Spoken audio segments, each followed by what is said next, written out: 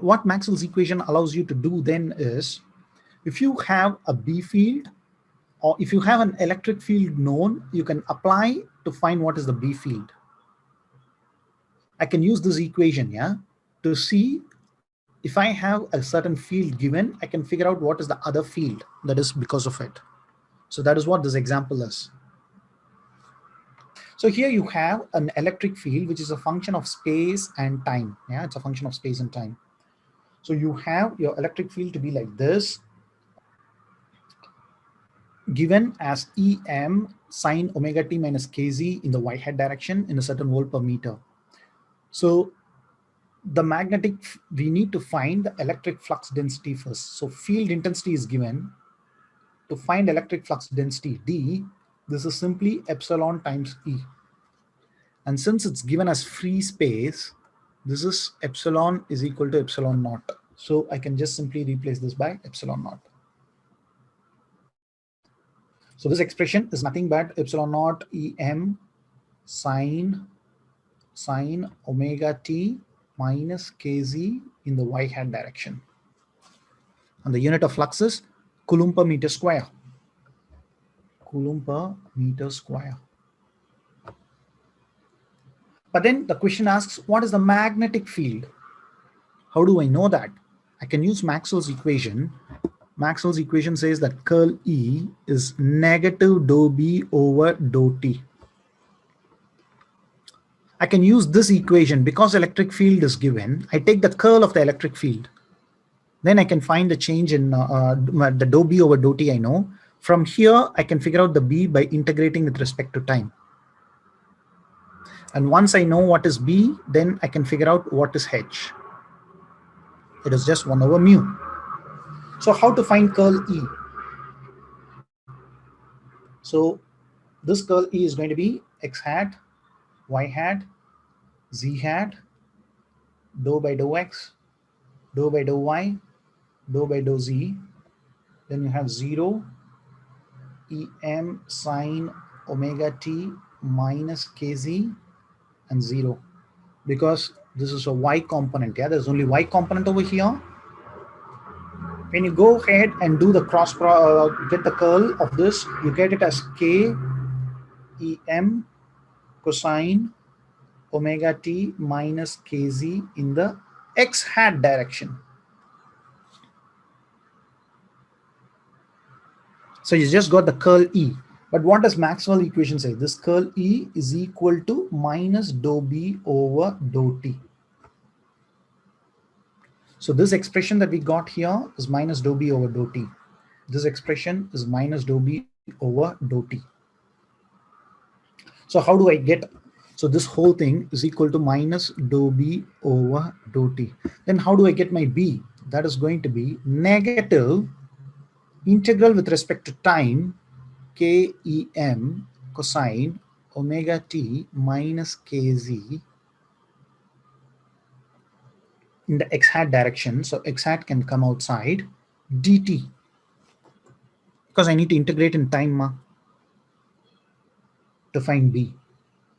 Because dou B over dou T is this, then to find B I need to integrate it with respect to time. So when I do the time integration, what do I get? I get minus k Em over omega sine omega t minus kz in the x hat direction.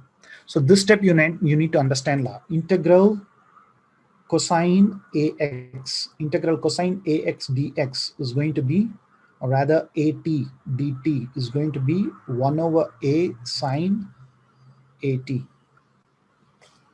So you have used that identity to get from this step to this step.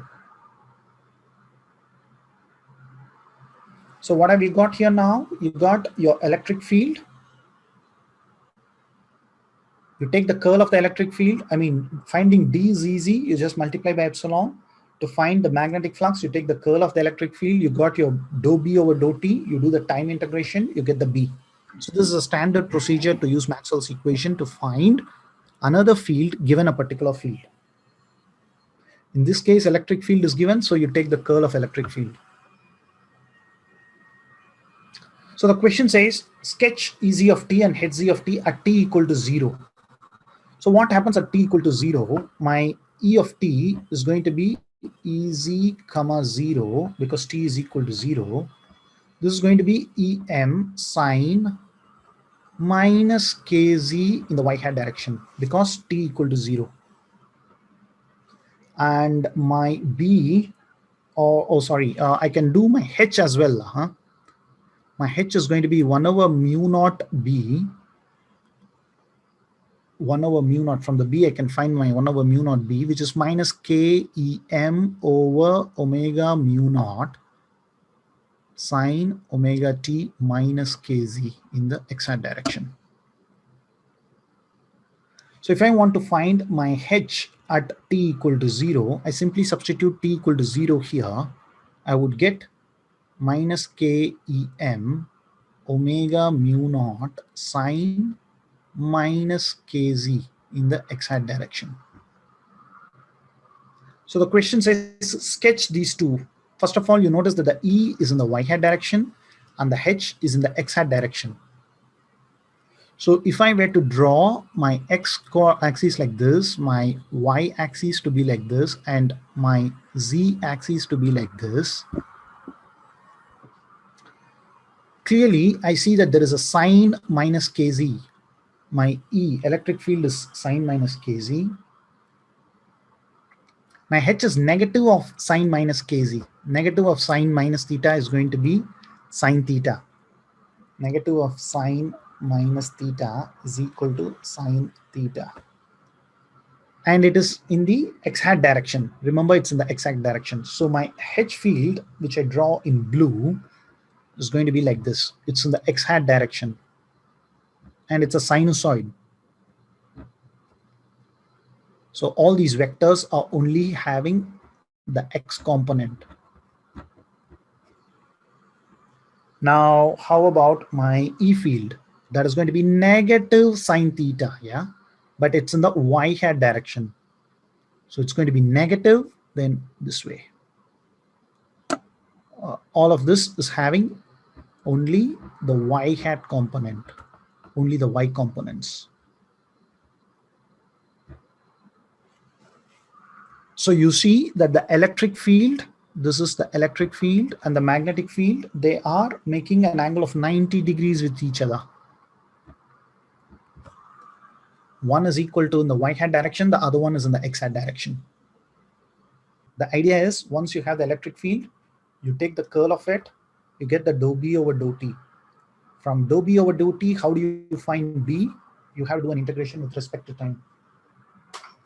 And you end up getting the expression for B.